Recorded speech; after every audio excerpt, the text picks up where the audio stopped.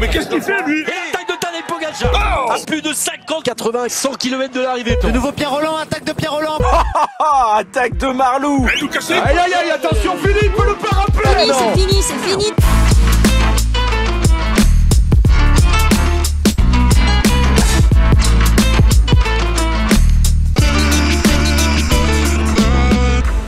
Salut à toutes, salut à tous et bienvenue dans Vélo Podcast pour débriefer cette magnifique étape, cette 11e étape du Tour de France qui est arrivée à Toulouse avec la victoire norvégienne aujourd'hui de Jonas Abrahamsen. Évidemment, on va en parler avec Étienne Gourceau du Dico du Sport. Salut Étienne. Salut FP. Et oui, aujourd'hui on a mis sur la touche Guillaume Dreschler qui a préféré la plage au Tour de France. On retiendra qu'il aura loupé peut-être la plus belle étape de ce Tour de France. Ouais, et puis je me dis, est-ce que c'est pas un lien, tu vois, de cause à effet, tu vois, Guillaume n'est pas là, très belle étape du Tour de France. Il manquerait plus qu'une victoire française et puis c'est plus de podcast. Hein. Ouais, finalement, faudrait peut-être qu'il aille à la plage demain pour qu'on vérifie un truc. On va regarder ça. Alors je le disais, cette 11e étape, donc victoire norvégienne du Noix, Jonas Abrahamsen, qui l'emporte au sprint à une demi-roue de Mauro Schmid, le Suisse de la team Jayco Alula, et devant Mathieu Van Der Poel qui a tout fait pour revenir et qui échoue à 7 petites secondes. Derrière, on a Arnaud Delis retrouvé qui a battu au sprint les derniers compagnons d'échappée, Van Aert, Axel Laurens, Fred Wright et Mathieu Burgodeau et également Quinn Simons. Derrière, on a eu également la chute de Tadej Pogacar qui n'a pas le maillot jaune en ce moment puisque c'est Ben Eli. On en parlera tout à l'heure. Tadej Pogacar qui a été attendu par la Visma Lease Bike. Est-ce qu'il fallait l'attendre? Ce sera la question tout à l'heure, Étienne. Mais revenons d'abord sur cette échappée et cette magnifique victoire du Noix de Jonas Abrahamsen. J'ai envie de dire que en fait, c'est une belle victoire. On n'a que des beaux vainqueurs en fait sur ce Tour de France et Abrahamsen en fait partie. Déjà, c'est la toute première du Noix dans l'histoire du Tour de France. C'est leur 3e participation. Et finalement, on a vu le scénario. C'était une étape vraiment, ça a jamais débranché. Pendant longtemps, ça a roulé à plus de 50 km/h de moyenne. Donc c'est forcément un beau vainqueur parce qu'il fallait être fort pour la gagner. Il fallait être fort pour sortir. Il fallait être fort pour résister à ce peloton pendant de nombreux kilomètres. Et il fallait être fort pour résister à un Mathieu Van Der Poel qui est quand même revenu fort dans le final, on l'a vu. Oui, il y avait une étape. Alors, c'était marrant cette étape parce que c'était très plat au début, quelques montées mais sans de grandes difficultés. Et effectivement, ça n'a jamais débranché. On a eu plein d'attaques. Alors, il y a quand même une échappée qui a tenu de bout en bout, notamment avec Mauro Schmid qui était présent. Il y avait Fred Wright, si je ne me trompe pas, et Abrahamsen était là également, si je ne dis pas de bêtises. Et Mike Tennyson. Et Mike Tennyson aussi. Non, c'était Ballerini. Mike Tennyson, non, c'était Ballerini. Pardon, oui, c'est Ballerini qui était dans l'échappée de base. Mais en fait, c'est vrai que ça n'a pas débranché. Et en fait, là, avec la fin de parcours et ces montées très sèches, très difficiles, notamment celle de Pech David, la dernière, franchement, pour le cycliste amateur qui l'a trouvé, qui l'a conseillé au Tour de France, bravo. Parce que là, ça nous a offert un super spectacle. Et en fait, il y avait une impression un peu de classique. Je ne sais pas si tu as eu cette même impression, Étienne. Oui, c'est vrai. Aujourd'hui, c'était un peu la campagne des classiques, comme tu l'as bien dit, FP. Ça, dans le sens où ça a jamais débranché. C'est vrai que c'est un peu ce qu'on voit dans le cyclisme moderne, dans les grandes courses, Tour des Flandres, Paris-Roubaix. On voit des courses qui se lancent de très loin, parfois même quasiment du kilomètre zéro. Et c'est vraiment ça qu'on a vu. Les rares moments où on pensait qu'on pouvait avoir un temps mort, finalement, il y avait toujours un gars pour relancer dans le peloton, pour essayer de réanimer la course. Et c'est vrai que finalement, on a vu un groupe de contre qui est pas passé loin de revenir sur l'échappée du jour. Ouais, et puis alors le sprint à la fin, alors Mauro Schmid qui, alors à ma connaissance quand même, et puis pour suivre un peu sa carrière aussi, c'est un très bon sprinter. Est-ce que tu trouves qu'il a bien géré son sprint, le coureur suisse? Parce que Abrahamsen, on sait, c'est la puissance. Il lance d'un peu plus loin évidemment parce qu'il sait qu'avec la puissance, il peut tenir la distance. Est-ce que tu trouves que ça a été bien géré par le Suisse? Ouais, mais là, FP, dans cette configuration, il n'y a pas de bon ou mauvais sprinter. C'est le plus frais. Parce que on a insisté là-dessus, ça a pas débranché. Et en fait, ça me fait penser, je sais pas si tu te rappelles le Tour de Flandre 2021 où Asgreen bat Van Der Poel. On se dit Van Der Poel c'est le plus rapide, mais en fait on arrive à un stade de course tellement difficile où c'est plus qui est le meilleur sprinter, qui est le moins bon sprinter, c'est qui est le plus frais, qui est le plus fort. Et c'est là où la puissance d'Abrahamsen s'est exprimée.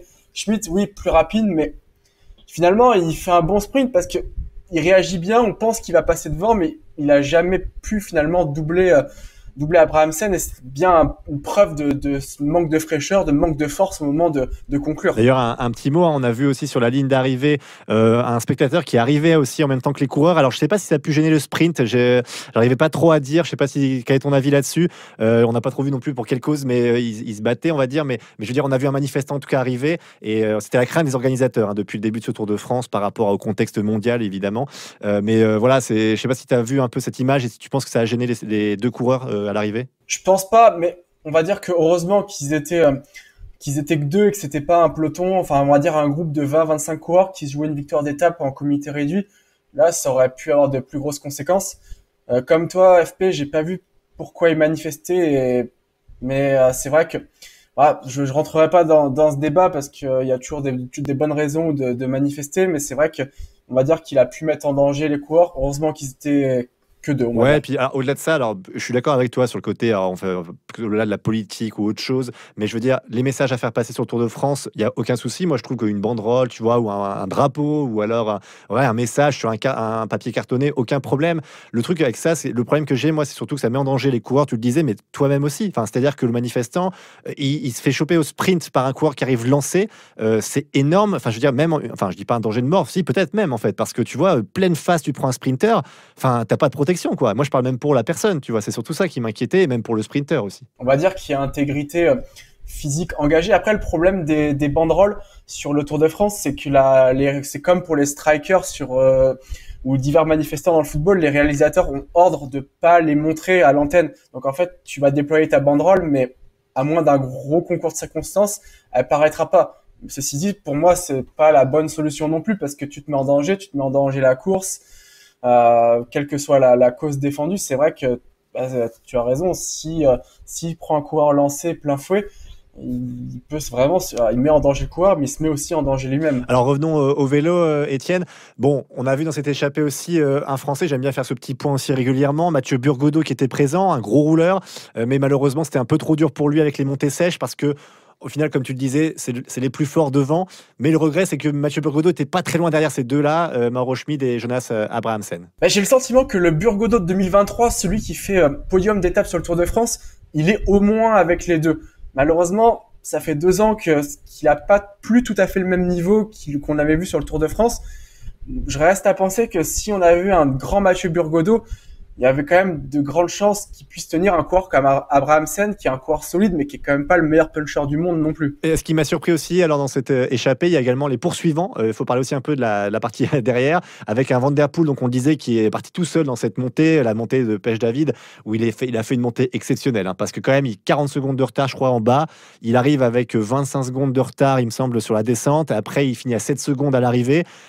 On a revu du grand Van Der Poel, mais ce qui est frustrant, c'est qu'il y avait quand même des poursuivants de rêve, quand même Van Aert, Van Der Poel, Arnaud Delis, Axel Laurens, Quinn Simmons. En termes de rouleurs, c'était impressionnant, mais en fait, c'est jamais rentré. C'est là aussi, il faut mettre au crédit de l'échappée de devant, quoi. Ouais, mais devant, il y avait du costaud aussi. Finalement, Schmidt, ça roule pas trop mal. Abrahamsen, on connaît ses qualités quand il est devant et sa résistance.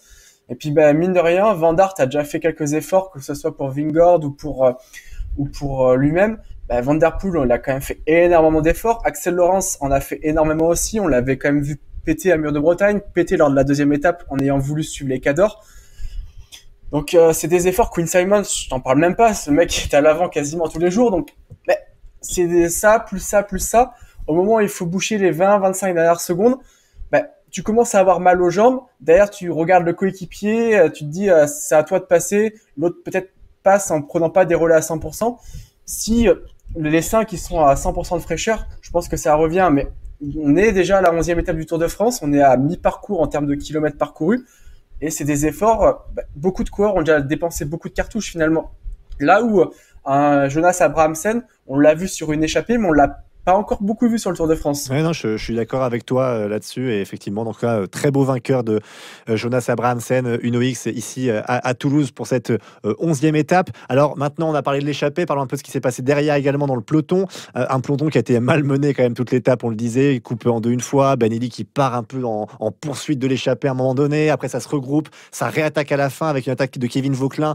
Alors, je donne mon avis tout de suite et puis tu me dis ce que tu en penses. Moi, j'ai trouvé pas très utile dans le contexte de Kevin Vauquelin, je parle. Après, pour la course, c'est sympa, ça a permis de faire péter un peu ce peloton. Je sais pas ce que tu en as pensé de cette attaque. J'ai trouvé que c'était un peu coup d'épée dans l'eau, si je peux me permettre. Après, là, on sait toujours pas s'il joue le général ou pas. Donc, s'il le joue pas, c'est vrai que dans tous les cas, ça sert pas à grand chose. C'est des efforts pour pas grand chose, si ce n'est se montrer et prouver. Je pense qu'après son étape difficile au Mont d'Or, tout est relatif. Il perd pas non plus 5 minutes, attention.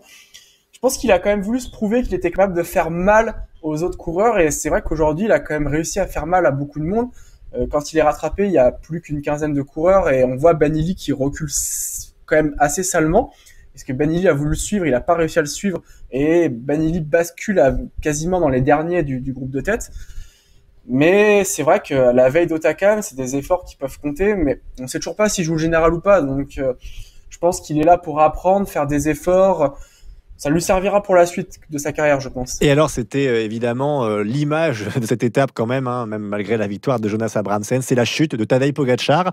Donc pas avec le maillot jaune évidemment, puisque c'est Ben Illy qui l'a, l'Irlandais de la IF. Mais Pogačar, alors à un moment donné, il y a une poursuite, c'est un décale à droite sur une attaque. Alors j'ai pas vu qui attaquait, tu vas peut-être me le dire après. Mais Pogačar qui tape une roue devant lui parce qu'il était en train de se ravitailler, il l'a pas vu et hop, il chute, il perd 25 secondes.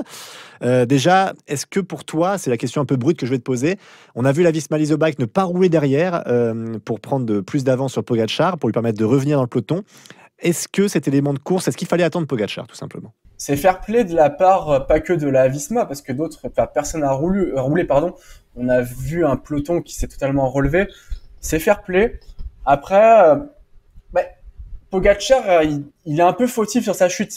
Tu l'as bien dit, se ravitailler. On peut pas dire il était plus ou moins en train de décrocher. Enfin, je sais pas trop ce qu'il faisait. Et c'est vrai qu'il se fait accrocher par un autre coureur, Tobias Johannessen, je crois. Mais il n'empêche qu'il est quand même un peu fautif et que la Visma aurait pu ne pas rouler sans que ça fasse un immense scandale.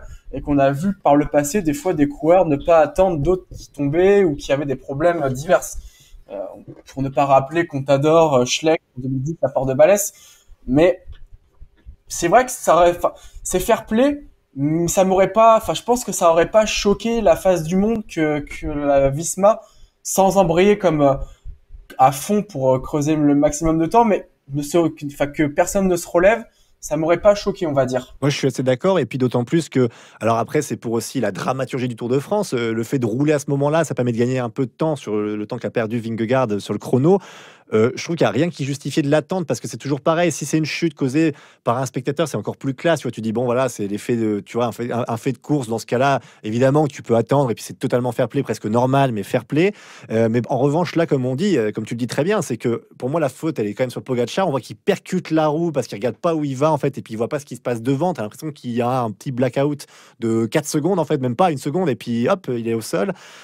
Voilà, moi je suis déçu parce qu'en fait, tu gâches un peu la dramaturgie du Tour de France. Tu vois, le nombre de fois que ça s'est joué sur une chute, en descente, pour une étape ou pour un classement général. Enfin, c'est dommage parce que là, en fait, tu cadenasses un peu tout. C'est un peu l'impression de dire, OK, on attend la montagne demain pour s'affronter. C'est dommage, mais Pogačar, demain, il va pas attendre Vingegaard, quoi. S'il a l'occasion d'attaquer, demain, il va le faire. En plus, on est à Hautacam, un des rares lieux où il a pris une tôle dans son histoire avec le Tour de France. Donc, s'il peut prendre sa revanche demain à Hautacam et qu'il a les jambes, il va broyer ses adversaires au moins à mi-pente pour essayer de creuser un maximum d'écart. Maintenant, est-ce qu'il a les jambes? Ça, on aura la réponse vraiment justement dans cette ascension. Parce que c'est vrai il paraît un peu nerveux. Ça a été souligné, y compris par moi dans un article, mais ça a été souligné par pas mal d'observateurs. Pogačar est un peu nerveux de par ses déclarations. Mais demain c'est la vérité, j'anticipe un peu la suite du podcast, mais demain c'est la vérité pure, c'est la haute montagne, c'est une première ascension de plus de 10 bornes, des vraies pentes, là c'est vraiment les jambes qui vont parler. D'ailleurs, petit instant promo, Étienne, j'en profite pour aller, je vais vous conseiller d'aller sur le site d'Ico du Sport pour lire tes articles sur le Tour de France en ce moment, où tu disais très bien, il y a 2 jours, je crois, que tu sentais Pogačar un peu tendu. Non, c'était hier. C'était hier, ouais. Par rapport à ses déclarations, et donc je vous invite vraiment à aller voir le site, on vous le conseille évidemment. Et puis aussi, de notre côté, n'hésitez pas à liker notre page YouTube, voilà, ça nous aide pour le référencement, ou bien sur Spotify, Deezer, Apple Podcast et Podcast Addict. Sur le classement général, donc il n'y a pas eu de changement, c'est toujours Ben Illy qui a le maillot jaune, qui risque de le perdre évidemment demain. Pogačar et Evenepoel complètent le podium. Vingegaard à 1 minute quasiment 30 de Tadej Pogačar qui est 4e. Étienne, tout simplement par rapport à demain, on va faire une petite transition, je pense, avec l'étape de demain quand même, parce qu'on a un peu tout dit sur cette étape de Toulouse. À quoi il faut s'attendre demain? Parce qu'on l'a dit, arriver à Hautacam, donc l'étape de demain c'est Auch, on part de Auch dans le Gers pour arriver à Hautacam. Il y a un col première catégorie, le col du Soulor, on arrive après le col des Bordières et on descend vers Hautacam, et on descend pour remonter à Hautacam. Est-ce que vraiment l'explication c'est demain? Je m'explique, quand tu vois la fin du Tour de France, pour un Pogačar, est-ce qu'il vaut pas attendre, on va dire gérer son effort aussi, gérer les attaques de Vingegaard, regarder ce qui se prépare du côté de la Visma, ou bien Pogačar, on a compris, c'est un attaquant, en fait, il s'en fout et puis il va essayer de tout exploser. C'est pas dans les habitudes de Pogačar d'attendre. L'année dernière, on a vu dès l'étape 4 dans le Galibier, il en a mis une, il a mis un gros coup sur le Tour de France, il avait tenté d'en remettre une dans le Lioran, même si ça s'était retourné contre lui. Et c'est vrai qu'on n'a pas trop... j'ai pas l'impression qu'on a le Pogačar aussi offensif qu'à l'accoutumée, même s'il en a beaucoup mis depuis le début du Tour, attention. Hein.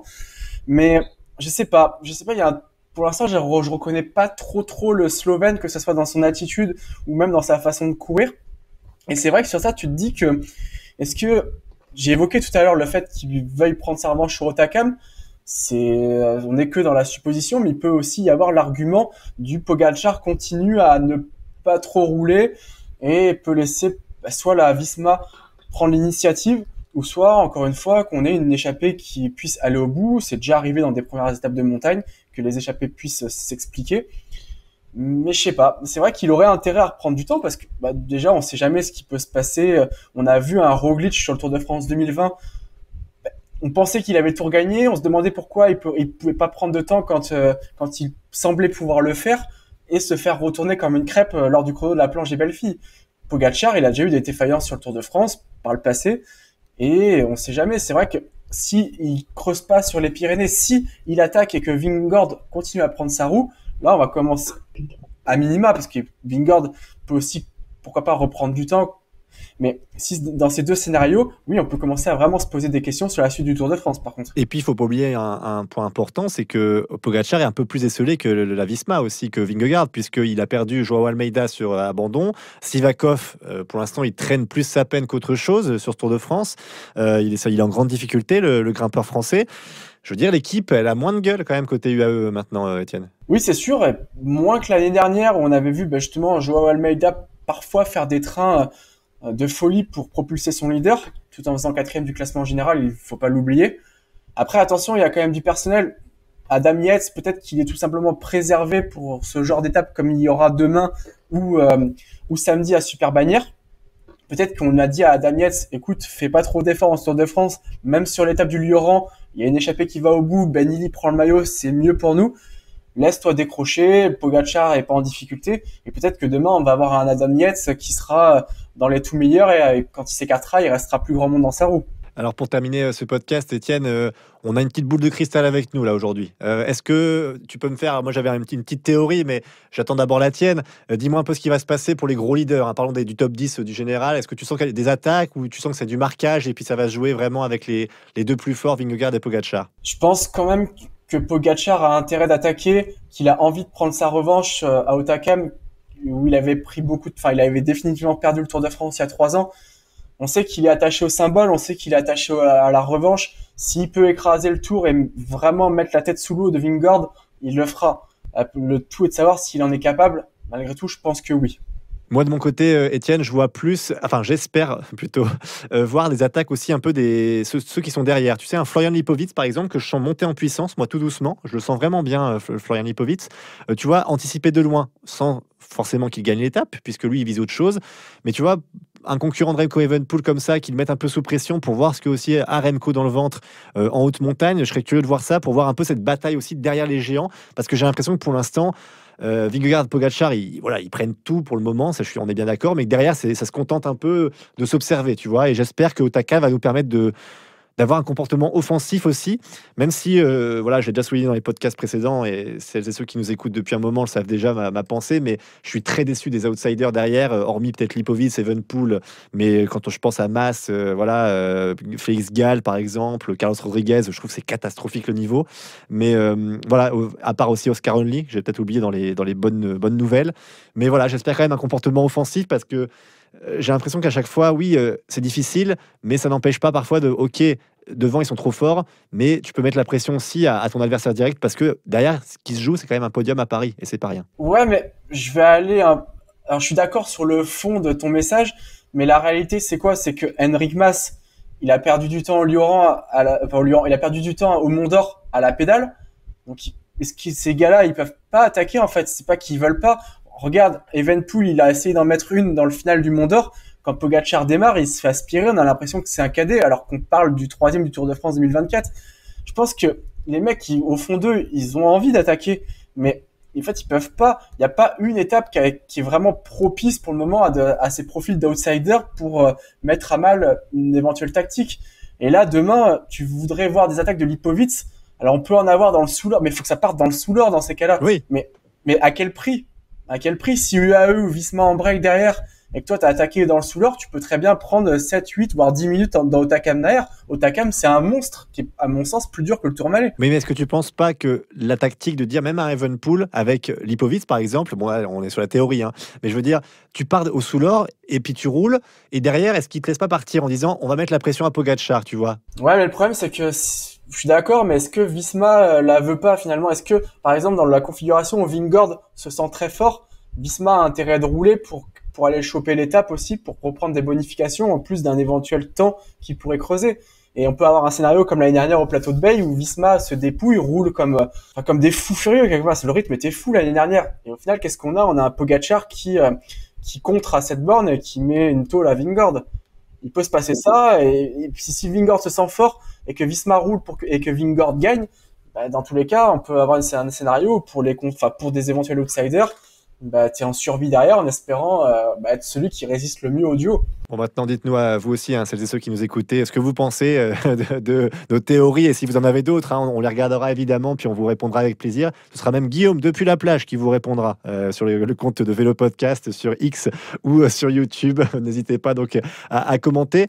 Eh ben, je pense qu'on a tout dit, Étienne, là-dessus, et puis on n'a plus qu'à dire à demain, puisque Otakam demain.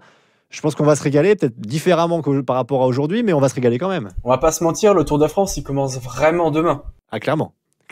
Ça, je suis d'accord. C'est en fin de la montagne, on va dire. On a eu un Tour de France, on va dire, un Tour de France des classiques, on peut dire ça, même s'il manquait mes pavés, mais bon, c'est bon. Mais à part ça, c'était un peu Tour de France des classiques, et puis maintenant, la montagne arrive. La montagne arrive. Merci beaucoup en tout cas, Étienne, d'avoir été avec nous. Écoute, merci à toi pour l'invitation. C'était sympa d'avoir pu échanger. Pour la première fois, on n'était que tous les deux sur ce podcast. Après pas mal d'années d'existence, mine de rien.